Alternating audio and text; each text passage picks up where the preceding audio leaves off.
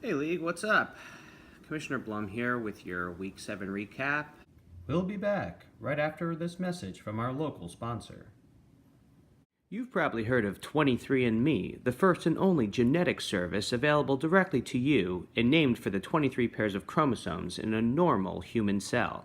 Well, get ready to scratch the and only part from that description because we're here to introduce to you 21andBlumcestry.com, the second genetic service available directly to fantasy football players in Commissioner Blum's league.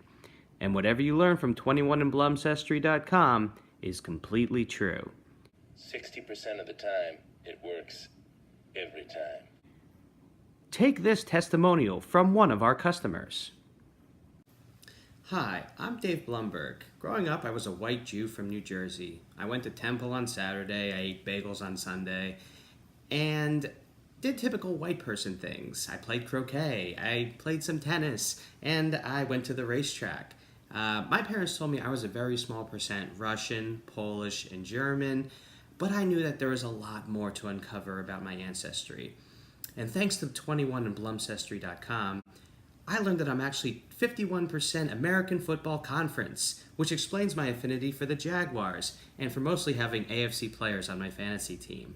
I also found that I'm 25% Hulk, which explains my fits of rage, 10% Commissioner, and 6% drunk.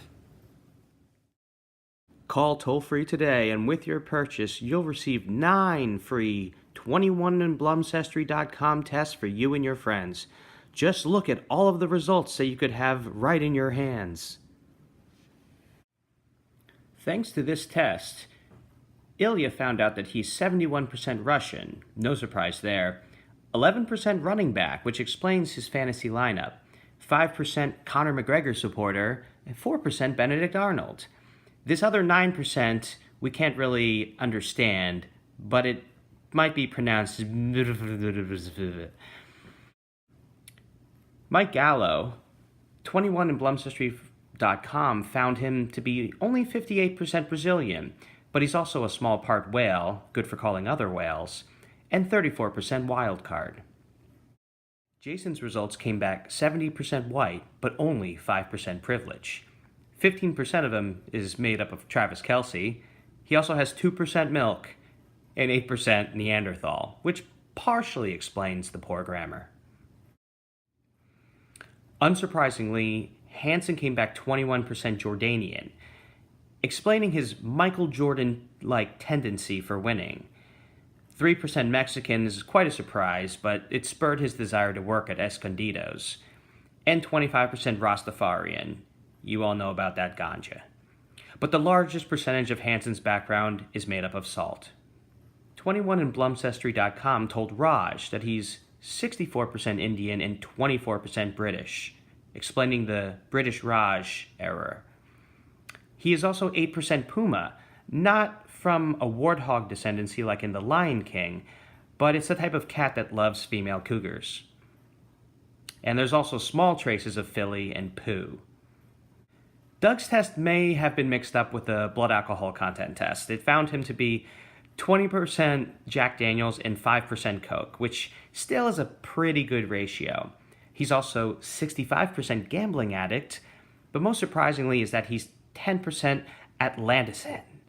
And like the island of Atlantis, he may not exist. However, 21andBlumcestry.com found him to be 0% Blum, so that disproves all theories and rumors of him actually being Blum.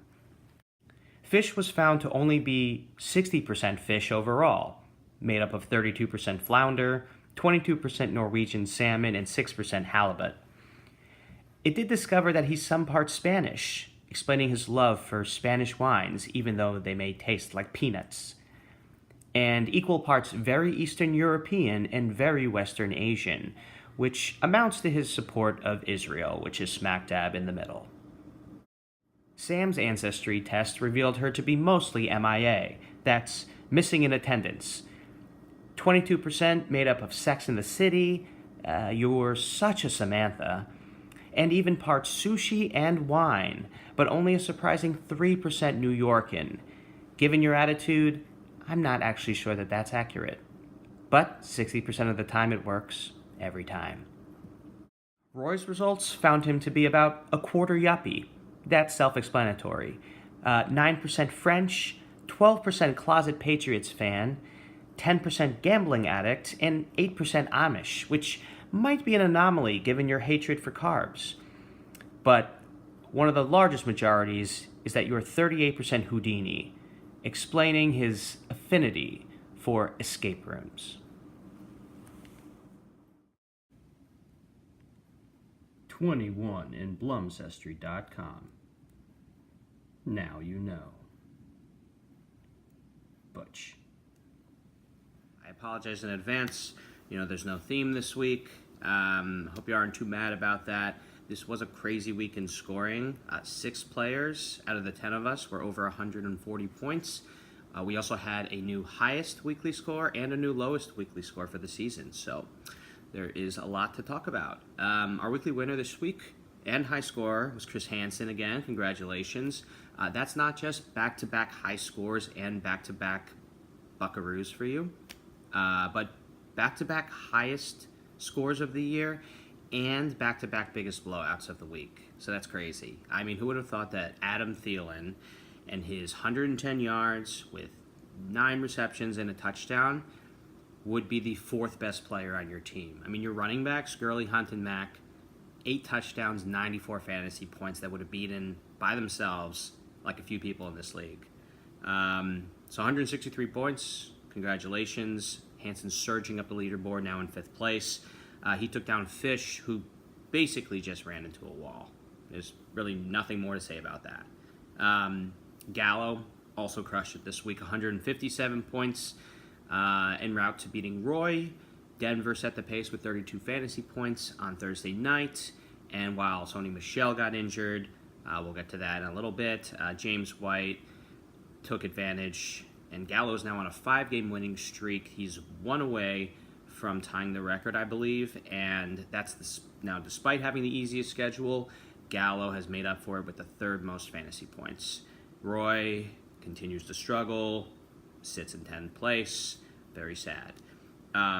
Irish Taco, a.k.a. Jamie Lorenz, scored about 150 points and made all the right starts this week. 24 from Beckham, 22 from Brown, 16, 17 from Breeze, whatever, but solid showings. Now they beat down Doug and his 85 points, which is now a season low.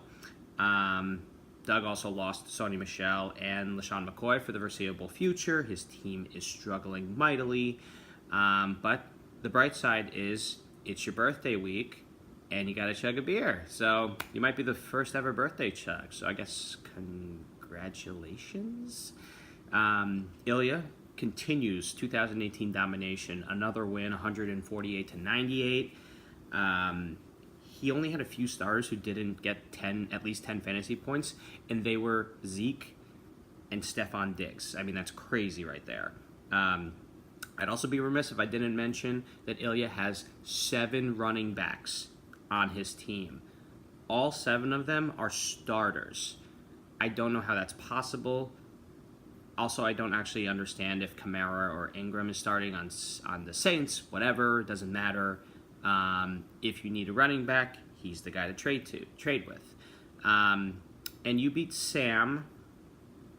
Sam had another David Johnson dud of a week with her team overall, and David Johnson not scoring 10 points. She sits in 9th place, very familiar territory to Sam. Maybe you should spend some money. Finally, we had Raj. He had his best week of the season, 144 points, and he needed it to stave off a Blumback from Blum. Now, like Gallo, Raj had a great start Thursday night with 25 points from Sanders, and the Rams D on Sunday got him 23 points.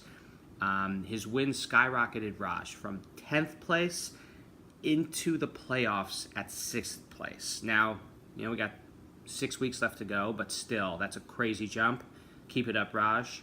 While your win jumps you from 10 to 6, Blum drops from 2 to 4, and that's despite another 140-point effort. So, that's your recap for the week. Thank you, and goodbye.